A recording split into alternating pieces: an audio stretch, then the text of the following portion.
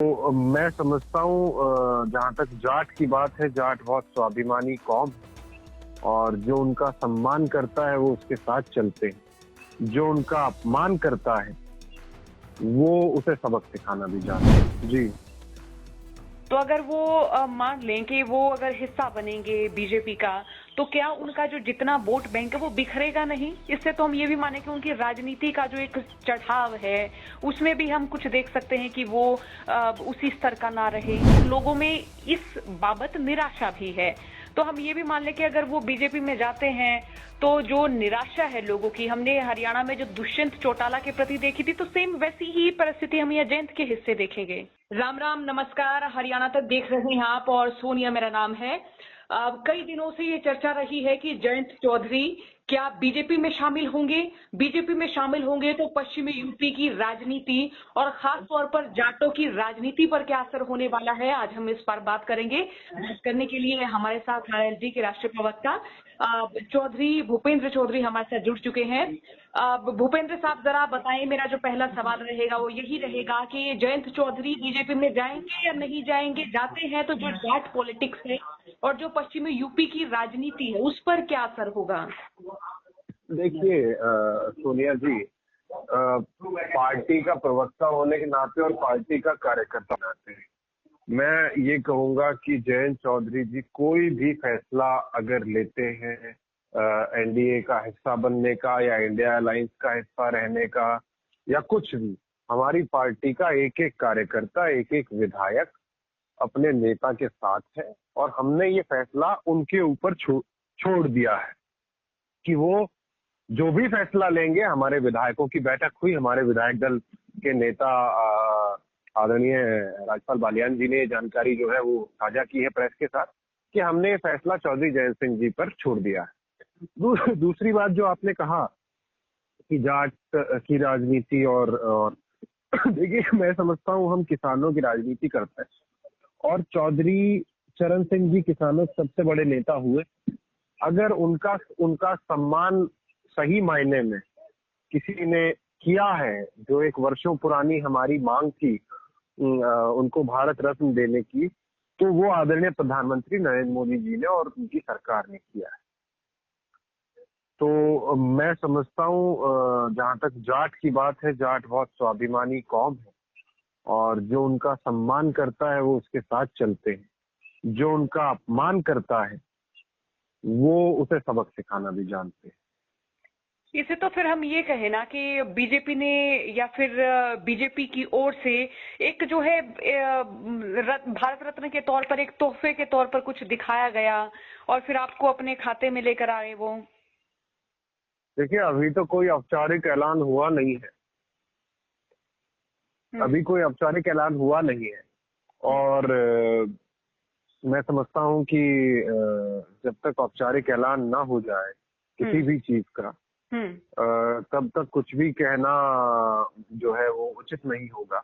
हाँ, लेकिन मैं जरूर पुनः अपनी बात को दोहराऊंगा कि हमारा एक एक कार्यकर्ता, एक एक विधायक, एक एक पदाधिकारी अपने नेता के साथ खड़ा है उनके निर्णय।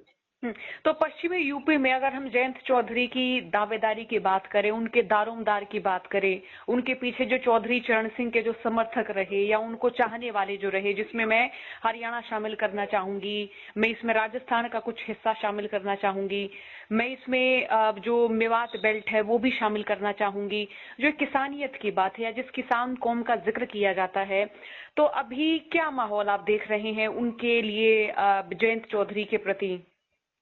देखिए, जो आपने कहा किसान, किसानियत और उससे जुड़े लोग, वे तमाम लोग चौधरी जयंत सिंह जी के साथ थे, साथ हैं और साथ रहेंगे।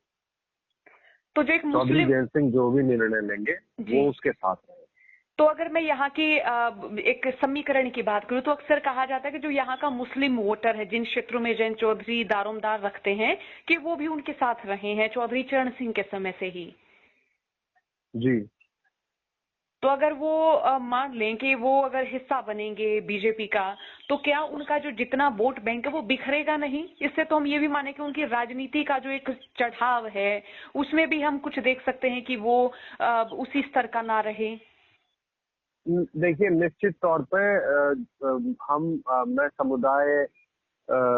किसी भी समुदाय को लेकर के नहीं कहूंगा, लेकिन मैं ये कहूंगा कि जो लोग हमारे साथ थे वो लोग हमारे साथ हैं, और एकदम पुरजोर तरीके से वो हमारे साथ ही खड़े रहेंगे। ये मैं आपको कह सकता हूँ। ये तमाम ग्राउंड से मुझे जो भी जानकारी आई, जो लोगों में कल उत्साह था चौधरी चरण सिंह जी को भारत रत्न दिए जाने पर, उसमें सभी समुदाय के लोग थे।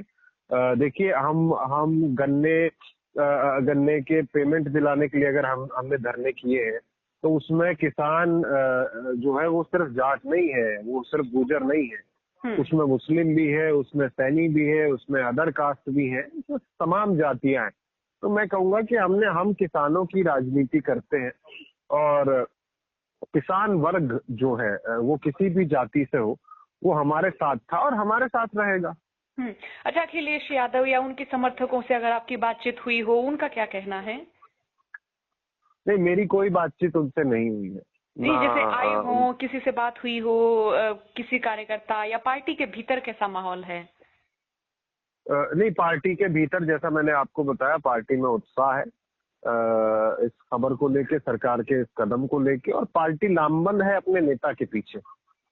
तो पार्टी में किसी भी तरह की कोई भी ऐसी जानकारी मुझे नहीं आई है कि किसी ने भारत रत्न दिया गया है चरण सिंह जी को। तो मुझे लगता है कि इसमें सब हर जाति, हर वर्ग, हर समुदाय के लोग जो पार्टी से जुड़े हैं, जो किसानी से जुड़े हैं, वो खुश हैं, और उन्होंने धन्यवाद व्यक्त किया है माननीय प्रधानमंत्री जी का। कल मैं सोशल मीडिया पर देख रही हूँ, और बल्कि कल से ही मैं देख रही हूँ कि जयंत चौधरी का जब से प्रधानमंत्री नरेंद्र मोदी का ट्वीट उन्होंने रीट्वीट किया है, तब से ये है कि बीजेपी में जाएंगे, इस तरह की खबरें भी हैं, और लोगों में इस बाबत निराशा भी है।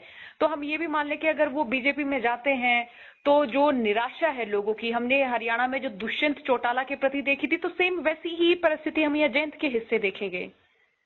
देखिए, मैं ये कहूंगा कि दुष्यंत चौटाला से कंपेयर करना जो है वो ठीक नहीं रहेगा। जिन्होंने अपनी पार्टी तोड़ी, तमाम उनका एक इतिहास थोड़े दूसरे तरह का है।